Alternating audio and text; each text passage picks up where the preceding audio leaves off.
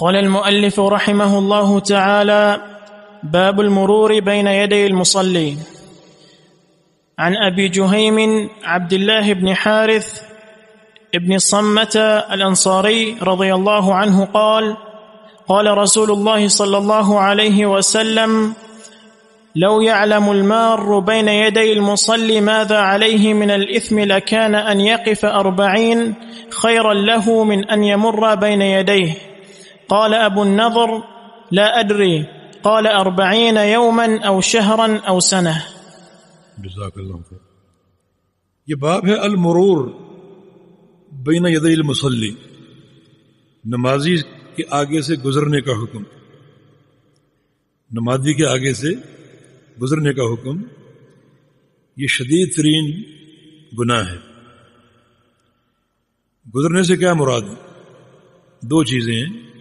ایک یہ کہ نمازی کا سترہ موجود ہے آگے، اور آپ نمازی اور سترے کے درمیان سے گزریں. یہ شدید ترین معصیت ہے. دائیں سے بائیں جائیں یا بائیں سے دائیں جائیں. دوسرا یہ کہ نمازی سترے کے بغیر نماز پڑھ رہا ہے اور آپ اس کے آگے سے گزریں. یہ بھی شدید ترین معصیت ہے اگر آپ اس کے آگے سے گزر رہے ہیں کسی فاصلے کے بغیر. اور حدیث کا موضوع یہی ہے جو آپ نے پڑھی حدیث، اس کا عنوان یہ بنتا ہے کہ نمازی کے آگے سے گزرنے کا کیا حکم ہے. اور اس کے راوی ابو جہیم عبداللہ بن حارث ابن الصمہ الانصاری رضی اللہ عنہ ہیں.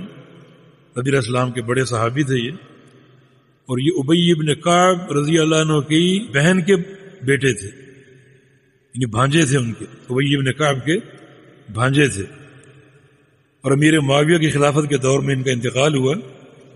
یہ فرماتے ہیں کہ رسول اللہ صلی اللہ علیہ وسلم کا فرمان ہے: لو یعلم المار بین یدی المصلی، اگر جان لے کون شخص المار گزرنے والا، المار گزرنے والا، کہاں گزرنے والا؟ بین یدی المصلی، نمازی کے آگے سے گزرنے والا اگر جان لے ماذا علیہ من الاثم، کہ اس پر کیا گناہ ہے، لکان ان یقف 40، اگر وہ 40 کھڑا رہے. 40 آگے تحدید نہیں کہ 40 سے کیا 40، اس کی تحدید نہیں ہے.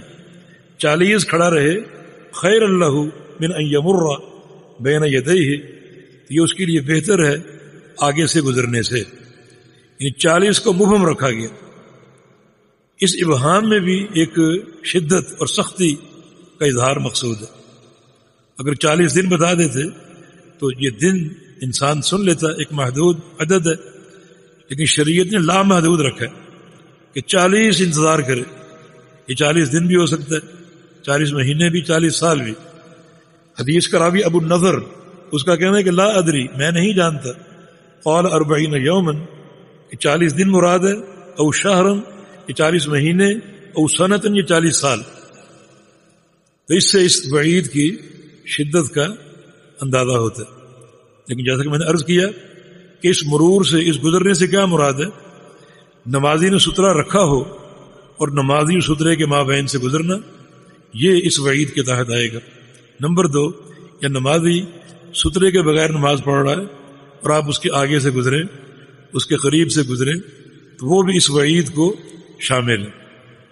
تو اس سے ثابت ہوا کہ اس معاملے میں بہت ہی احتیاط کی ضرورت ہے. پہلی بات یہ ہے کہ نمازی کو سترے کا اہتمام کرنا چاہیے. سترے کا باب بھی آگے آ رہا ہے. اسی باب میں سترے کی احادیث میں ہے، نمازی کو سترے کا اہتمام کرنا چاہیے. اور جب وہ نماز پڑھے تو کوئی ستون، دیوار، یا اگر یہ چیزیں نہ ہو تو کوئی چیز سامنے رکھ لے جس کا طول جو ہے وہ سواری کے رحل کے برابر ہو، جس کا سائز تقریباً 1 ہاتھ کے برابر. 1 ہاتھ کے برابر کوئی چیز اپنے سامنے رکھ لے اور نماز جو ہے وہ ادا کرے. سترے کے آگے سے اگر کوئی گزرے گا، اب اس کو کوئی نقصان نہیں، کوئی نقصان نہیں، نہ گزرنے والے کو نہ نمازی کو. ہاں، گناہ کب ہوگا؟ جب سترے کے بیچ سے گزرنے کی کوشش کرے، یہ پھر باعث نقصان ہے. اور رسول اللہ صلی اللہ علیہ وسلم کے بیان کے مطابق اس کو انتظار کرنا چاہیے اور اگر 40 سال بھی انتظار کر لے تو اس کے لیے بہتر ہے آگے سے گزرنا، کہ جو گناہ اور شدت گزرنے میں ہے وہ شدت انتظار میں نہیں ہے، وہ شدت انتظار میں نہیں ہے۔ تو یہ احکام کچھ آگے بھی آ رہے ہیں جی۔